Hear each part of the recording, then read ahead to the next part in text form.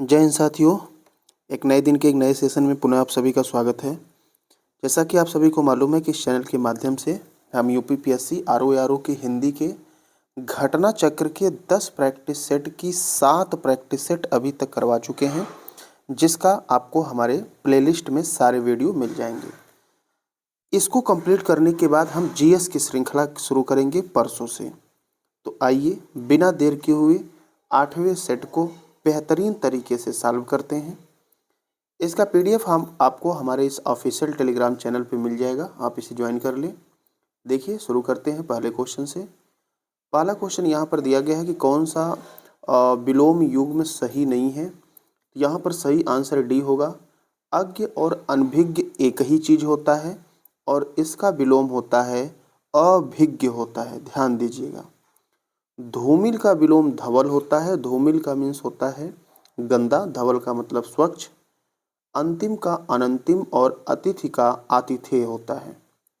आविर्भाव शब्द का विलोम पूछा गया है, तो आविर्भाव का जो विलोम होगा वो तिरोभाव होगा। विभाव का विलोम आविर्भाव होगा, मतलब बी सी एक दूसरे के विलोम है। बाकी अनाविर्भाव कोई शब्द नहीं है। कृष का विलोम पूछा गया है। कृष का मतलब कमजोर या छिड़काय होता है, इसका विलोम जो होगा पुष्ट होगा।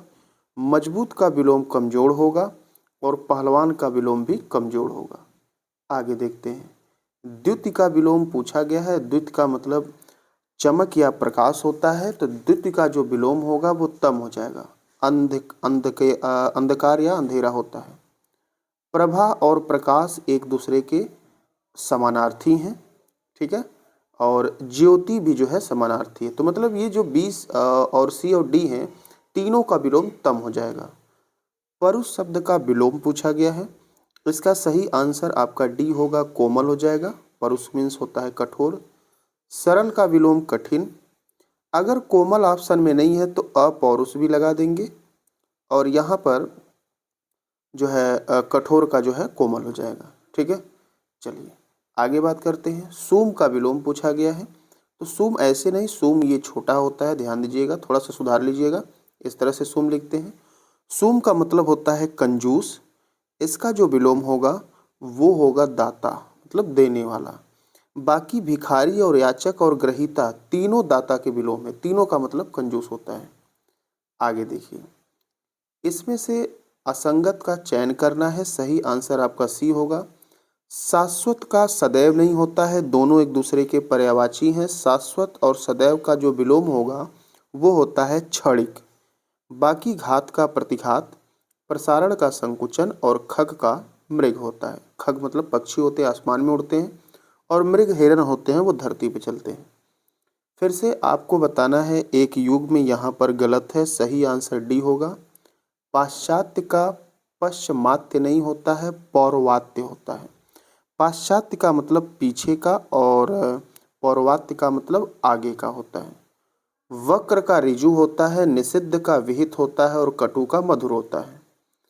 कौन सा विलोम शब्द सुमेलित नहीं है? इसका सही आंसर पहला होगा, पौराणिक और प्राचीन। तो प्राचीन का पौराणिक नहीं होता है, प्राचीन का विलोम नवीन या अर्वाचीन होता है। बाकी कनिष्ठ का ज्येष्ठ, ध्वंस का निर्माण और उग्र का सौम्य होगा। आगे कृत्रिम का विलोम पूछा गया है, तो कृत्रिम का आपका जो विलोम होगा वो होगा, इसमें सारा हो जाएगा, ठीक है। ये प्रकृति भी होगा, प्राकृतिक भी होगा, अकृत्रिम भी होगा, सारा का सारा सही होगा। कामदेव का पर्यायवाची कौन सा नहीं है? सही आंसर आपका बी होगा। कामपाल का मतलब होता है कामनाओं का पालन करने वाला। बाकी रतिनाथ, कामग और अनंग ये कामदेव के पर्यायवाची हैं। फूल का पर्यायवाची यहाँ पर आपको बताना है। सही आंसर आपका हो जाएगा डी। प्रसून जो है फूल का पर्यायवाची होता है। फूल के कुछ अन्य पर्यायवाची कुसुम, पुहुप, गुल, ठीक है। निकुंज का मतलब होता है वन, वाटिका या कुंज कहते हैं। मुकुल का मतलब कली होता है और तुषार का मतलब होता है पाला या बर्फ, पाला बर्फ। कमल के फूल पर भौरे मंडराते हैं। भौरे जो रेखांकित किया गया है, इसका कौन सा पर्यायवाची नहीं है? तो आंसर सी होगा, जलज, जलधन, जल में जन्म लेने वाला, ये कमल का पर्यायवाची होता है। बाकी मधुकर, मधुप और भ्रमर ये भौरे के पर्यायवाची हैं। क्लियर है? आगे बात करेंगे। अगला यहाँ पर आपसे पूछा गया है कि यमुना का पर्यायवाची आपको बताना है कौन सा है। सही आंसर सी हो जाएगा, अर्कधंजा। अर्क जो है सूर्य का पर्यायवाची होता है, तो सूर्य के पुत्री को यमुना कहा जाता है। ठीक है। पुष्कर का मतलब तालाब होता है, क्लेश का मतलब यहाँ पर कष्ट या दुख होता है, और तरंगिणी का मतलब नदी होता है। यमुना के कुछ अन्य पर्यायवाची होंगे, सूर्य सुता क्योंकि सूर्य की पुत्री हैं, कालिंदी, कृष्ण। व्योम शब्द का पर्याय आपको बताना है। सही आंसर यहाँ पर अंबर हो जाएगा। व्योम आकाश का पर्यायवाची होता है। इसके कुछ अन्य पर्यायवाची अभ्र, दिव्य, अनंत, शून्य, अंतरिक्ष, ये सब व्योम के पर्यायवाची होते हैं। बाकी आम्र आम का, कौवे कौवा, अग्नि आपको मालूम है। स्वच्छ का पर्यायवाची शब्द बताना है, तो यहाँ पर सही आंसर आपका डी हो जाएगा। स्वच्छ का पर्यायवाची निर्मल होता है, जबकि नीरज ये कमल का होगा। पंकिल का मतलब गंदा होता है, और नीरद का मतलब बादल होता है। शिव का कौन सा पर्याय नहीं है आपको बताना है। इसका सही आंसर आपका होगा सी, चक्रपाणी। पाणी मतलब हाथ होता है, जिसके हाथ में चक्र हो, भगवान विष्णु का पर्यायवाची है।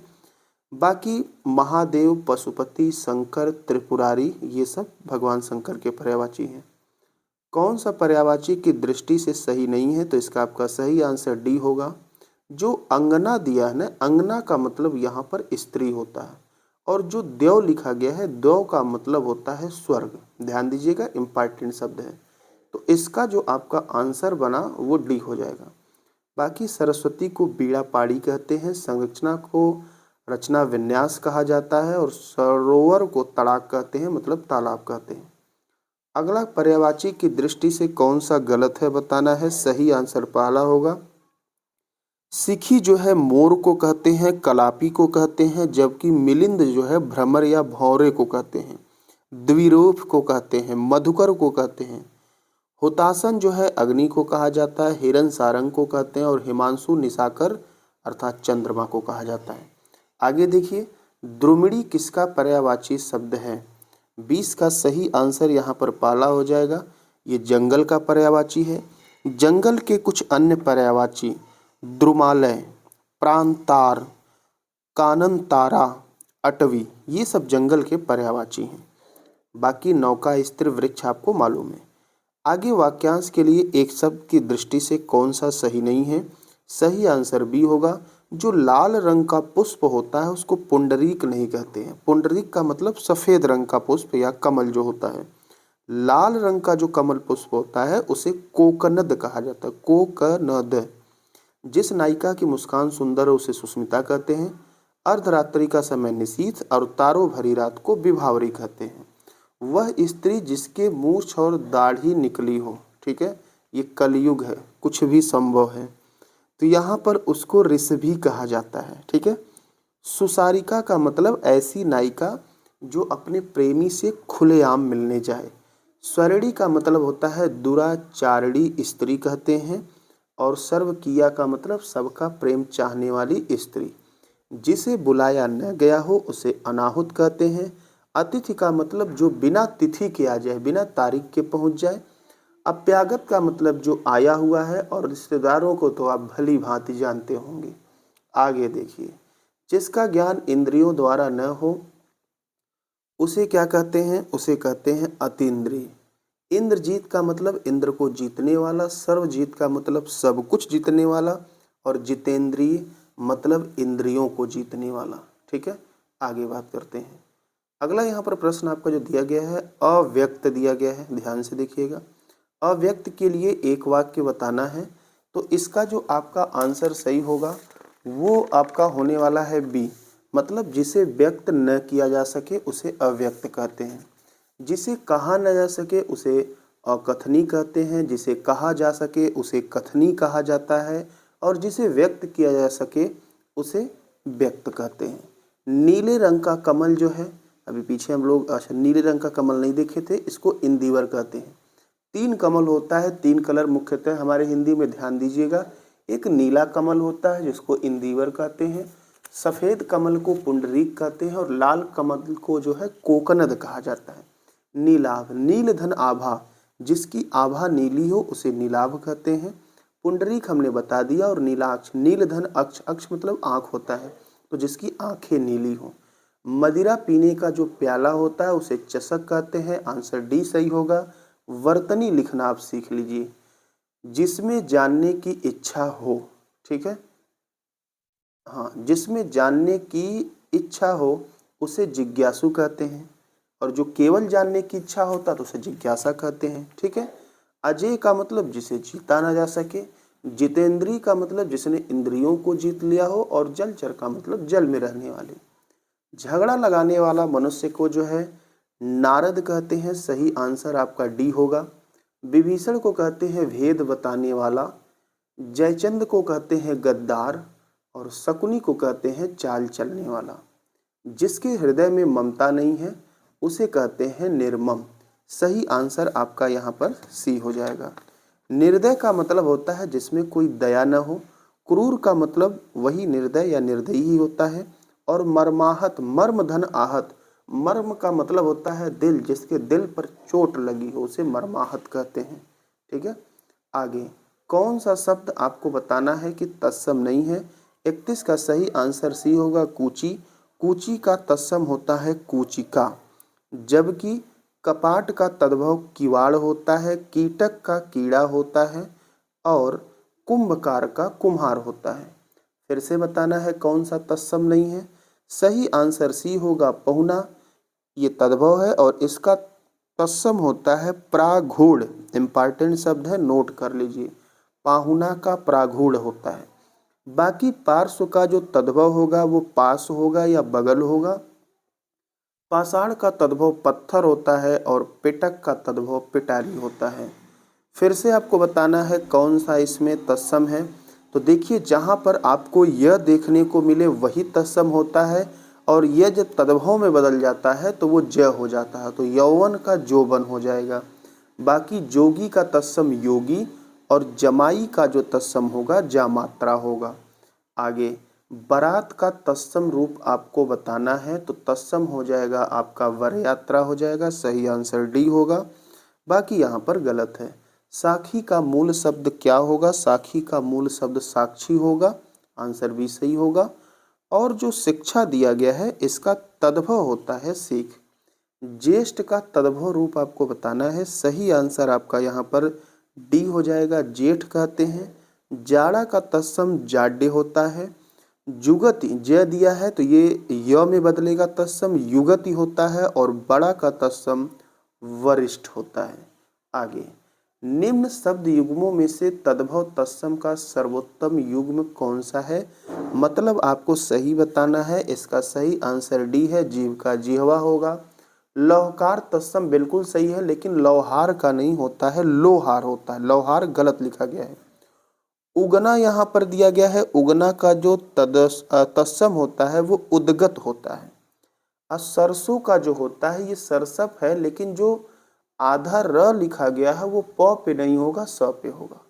कौन सा शब्द युग्म तत्सम की दृष्टि से अशुद्ध है। सही आंसर आपका बी होगा, वत्स।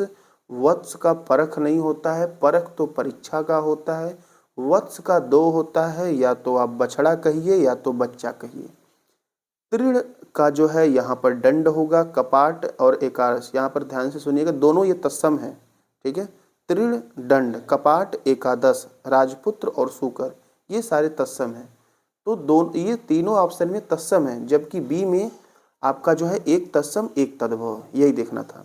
आगे देखिए, तद्भव तत्सम की दृष्टि से कौन सा विकल्प सही नहीं है। तो यहाँ पर जो सी लिखा गया है नैहर, नैहर जो होता है इसको सूती गृह नहीं कहते हैं, नैहर को ज्ञात गृह कहते हैं, ठीक है। जो नैहर होता है उनको सब कुछ मालूम रहता है, एक ऐसा घर जो उनको ज्ञात होता है, ठीक है, कभी भी पहुंच सकती हैं।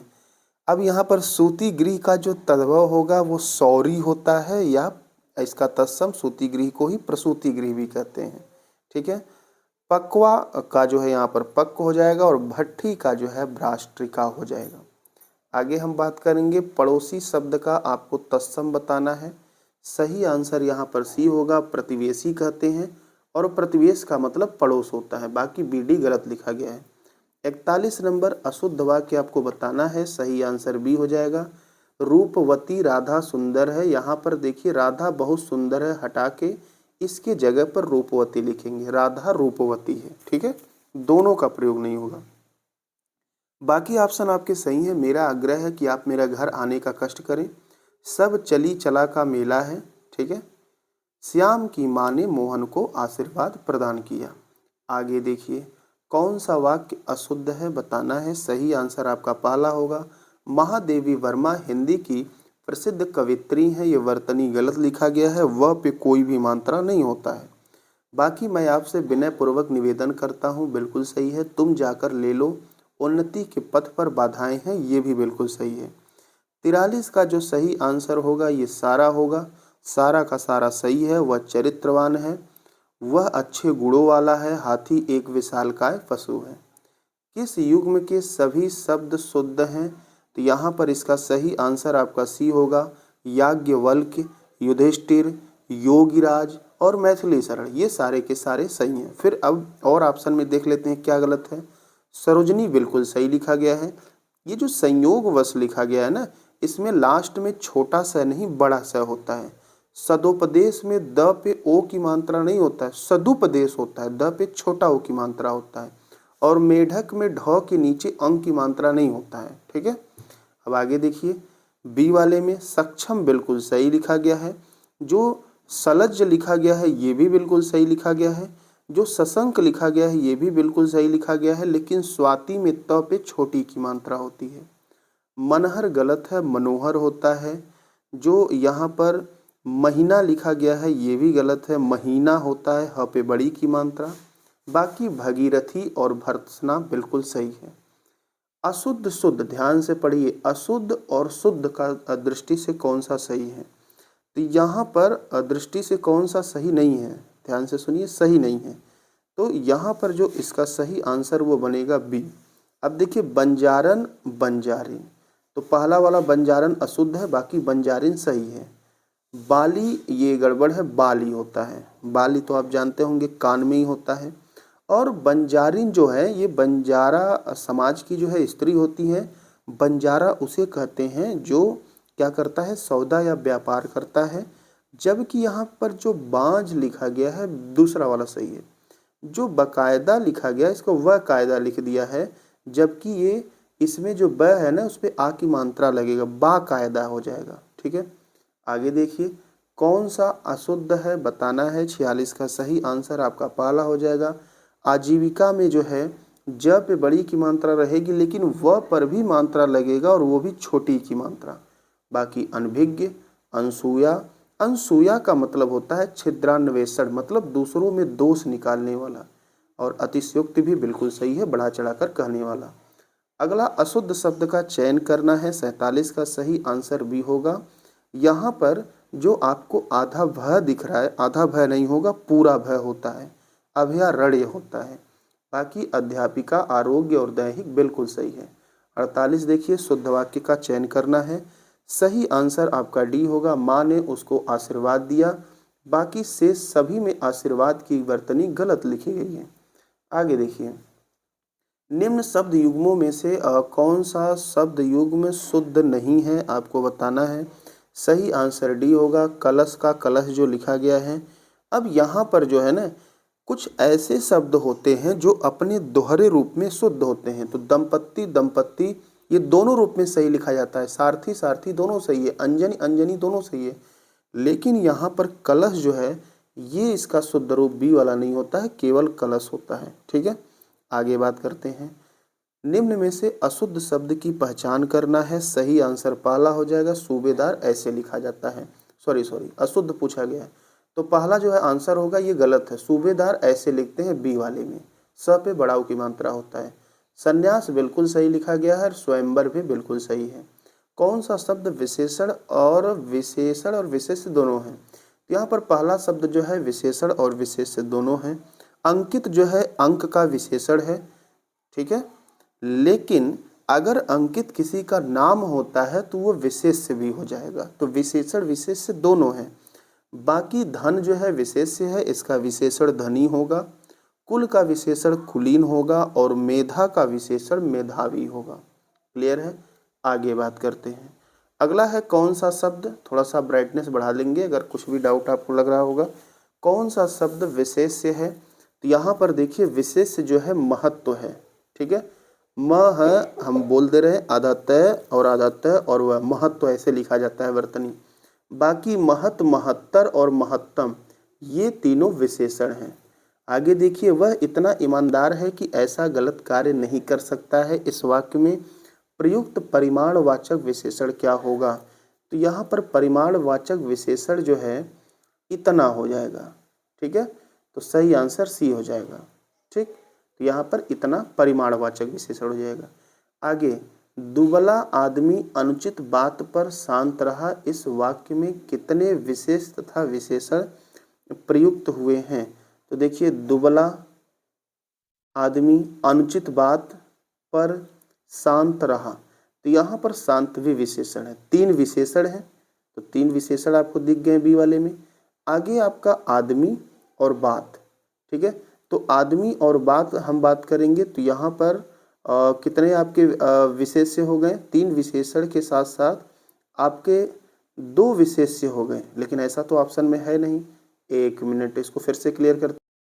देखिए अगर अब इसमें हम बात करें तो ये जो है दुबला आपका विशेषण हो गया, अनुचित विशेषण हो गया और शांत, 3 विशेषण है, ठीक है। शांत रहना, ठीक है। अच्छा, शांत रहना, अच्छा यहाँ पर जो शांत रहना है ये विशेषण विशेषता, उसकी विशेषता तो है ही शांत रहना, लेकिन शांत रहना यहाँ पर एक तरह से क्रिया हो गई करने की। तो ऑप्शन के अकॉर्डिंग यदि हमको लगाना है तो दुबला और अनुचित हो जाएगा, आदमी बात हो जाएगा, अर्थात 2 विशेषण और 2 विशेष हो जाएंगे, ठीक है। शांत अगर रहना कर दिए तो फिर ये क्रिया हो गई, ठीक है। तो यहाँ पर इसमें 2 विशेषण और 2 विशेष्य हैं, ठीक है, क्लियर। आगे बात करते हैं। गाढ़ा शब्द विशेषण की दृष्टि से क्या है, तो गाढ़ा यहाँ पर आपका गुणवाचक विशेषण होगा। आगे बात कर लेते हैं, कौन सा अविकारी विशेषण है। अब देखिए, रूप परिवर्तन के आधार पर विशेषण के 2 भेद होते हैं, एक विकारी होता है, एक अविकारी होता है। विकारी विकार शब्द से बना है, विकार का मतलब परिवर्तन होता है, जिसमें बदलाव हो सके उसे विकारी कहते हैं, और जिसमें बदलाव न हो सके उसे अविकारी। अब बताइए, काला का काले कर सकते हैं, मोटा का मोटे कर सकते हैं, पीला का पीले भी कर सकते हैं, लेकिन भारी का भारे भारो नहीं कर सकते। यहाँ पर भारी आपका नहीं बदलेगा, तो इसीलिए भारी यहाँ पर अविकारी विशेषण है। मतलब जिस विशेषण को हम बदल सकें वो आपका विकारी होता है, जिसको न बदल सके वो आपका अविकारी होता है। अर्चना और नीरजा बहुत सुंदर है, इस वाक्य में प्रविशेषण, जो विशेषण की विशेषता बताए और उस विशेषण के पहले प्रयोग हो उसे प्रविशेषण कहते हैं। तो यहाँ पर आपका जो बहुत है ये प्रविशेषण हो जाएगा।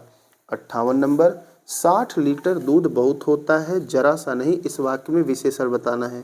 तो देखिए 60 बहुत, 60 लीटर दूध दे रहा है, बहुत हो गया, और एक जरा सा, तो इसमें विशेषण की संख्या जो है आपकी 3 हो जाएगी। क्लियर है। थोड़ा सा ब्राइटनेस आप बढ़ा लेंगे। आगे देखिए, ग्रामीण शब्द विशेषण की दृष्टि से क्या है, ये गुणवाचक हो जाएगा, ग्राम से ग्रामीण बना है। और यहाँ पर क्रमवाचक विशेषण बताना है, तो पहला दूसरा तीसरा क्रमवाचक होता है। 5 1 2 3 4 5 ये गणनावाचक होता है या पूर्णांक बोधक बोल सकते हैं। 8 9 10 ग्रहों ये समुदायवाचक होता है, जबकि 4 गुना 2 गुना ये आवृत्तिवाचक में काउंट किया जाता है। तो इस तरह से ये इसके 8 सेट पूरे हो गए। 60 क्वेश्चन फिर से हमने डिटेल किया। देखिए सारा कुछ हमारे सोच पर ही निर्भर होता है। यदि चारों ऑप्शन को आप डिटेल पढ़ रहे हैं, आपके 60 क्वेश्चन है तो 4 का गुणा करेंगे तो लगभग, आप ये मत सोचिए कि आप 60 क्वेश्चन पढ़ रहे हैं, आप 240 क्वेश्चन डिटेल पढ़ रहे हैं। ये कम बात नहीं है। अब 240 क्वेश्चन यदि आप पढ़ रहे हैं, 10 सेट हम आपको कंप्लीट करवाएंगे, 2 सेट और बचा है, तो आप खुद सोचिए कि हमने आपको हिंदी के 2500 क्वेश्चन करवा दिए, जो कि आपके एग्जाम की दृष्टि से बहुत महत्वपूर्ण है। और हिंदी में आपको यदि 60 में 60 लाने हैं तो इसी चैनल पे हमने आपको स्ट्रेटेजी वीडियो दिया है, आप उसे ज़रूर देखें। हिंदी आपका सिलेक्शन में प्रीलिम्स को क्वालिफाई करने में एक बहुत ही महत्वपूर्ण भूमिका निभाएगा। बाकी यहाँ पर इस चैनल पर जो है हम ऑलरेडी आज ही जो है भारतीय कृषि संपूर्ण वीडियो एक ही वीडियो में पूरा बेहतरीन नोट बनाकर डाल दिए हैं दृष्टि बुक से, आप उसे ज़रूर देखें। वहाँ से आपको 4 से 5 क्वेश्चन एग्जाम में देखने को मिल जाएंगे। बाकी ये आज 8वां सेट हो गया, कल 9वां, परसों 10वां होगा और परसों से ही हम जीएस के इसके जो 10 सेट हैं उनको कंप्लीट करेंगे। और जीएस में 140 क्वेश्चन है, तो 140 में से रीजनिंग को पहले नहीं करवाएंगे, रीजनिंग छोड़ दीजिए 10, 130 क्वेश्चन है और 130 क्वेश्चन है। चारों ऑप्शन को आप यदि डिटेल पढ़ते हैं तो 130 चौका 520 हो गया, आप 500 मान के चलिए। तो आप 10 सेट पढ़ेंगे तो आप जीएस के लिए भी लगभग 5000 क्वेश्चन की श्रृंखला कंप्लीट करेंगे और ये अपने आप में कम नहीं होता है, ठीक है। और बाकी यदि हम कट-ऑफ की बात करें तो यदि आप 123 से 25 नंबर पहुंच जाते हैं तो फिर आपका फाइनल हो जाएगा। तो अभी वर्तमान के लिए आप हिंदी, रीजनिंग, ठीक है, और बाकी जो हम प्रैक्टिस सेट करवा रहे हैं, जो भी अपडेट कर रहे हैं, ये आपके एग्जाम के लिए बहुत ही महत्वपूर्ण साबित होगा, रामबाण का काम करेगा। तो आप इसे ज़रूर देखते रहें और देखने के बाद वीडियो को शेयर ज़रूर करें, क्योंकि आपके लिए यदि इतनी मेहनत हो रही है तो आप अपने अंगूठे का प्रयोग करके लाइक तो कर सकते हैं, शेयर तो कर सकते हैं। चलिए मिलते हैं अगले वीडियो में कल के, तब तक के लिए आपका बहुत बहुत धन्यवाद। Thank you.